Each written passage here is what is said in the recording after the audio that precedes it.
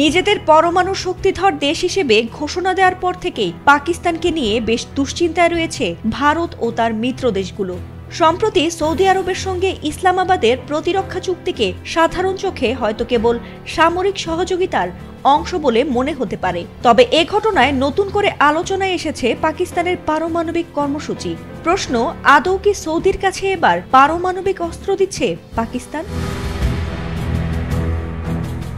এ বিষয়ে স্পষ্ট মন্তব্য করেছেন পাকিস্তানের প্রতিরক্ষা মন্ত্রী খাজা আসিফ। তিনি জানিয়েছেন, চুক্তির আওতায় কোনোভাবেই পারমাণবিক অস্ত্র হস্তান্তর করা হচ্ছে না। তার ভাষায়, এ ব্যাপারে আমরা একটি দায়িত্বশীল জাতি।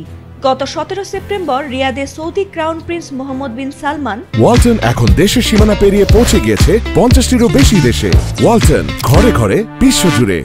এবং পাকিস্তানের প্রধানমন্ত্রী শেহবাজ শরীফের উপস্থিতিতে স্বাক্ষরিত হয় ঐতিহাসিক প্রতিরক্ষা চুক্তি। এতে বলা হয়েছে, যে কোনো এক দেশের ওপর হামলা হলে সেটিকে উভয় দেশের বিরুদ্ধে আক্রমণ হিসেবে গণ্য করা হবে।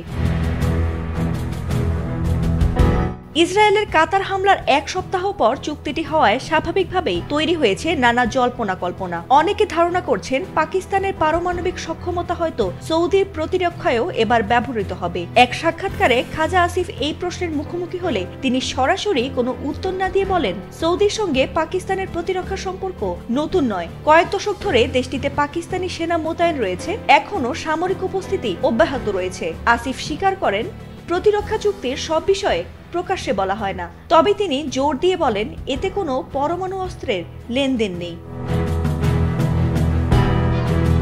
বিশ্লেষকদের মতে, পাকিস্তানের পরমাণু কর্মসূচি সবসময় আন্তর্জাতিক উদ্বেগের কেন্দ্রবিন্দুতে থেকেছে। অন্যদিকে সৌদি আরবের দীর্ঘদিনের ইচ্ছা নিজেদের প্রতিরক্ষা ব্যবস্থায় পরমাণু সুরক্ষা যুক্ত করা। ফলে নতুন এই চুক্তিকে ঘিরে গুঞ্জন যেন থামছেই না। তাহলে প্রশ্ন থেকে যাচ্ছে, সৌদি পাকিস্তান প্রতিরক্ষা সহযোগিতা কতটা স্বাভাবিক সামরিক সম্পর্কের অংশ আর কতটা লুকোনো কৌশলগত সমীকরণ?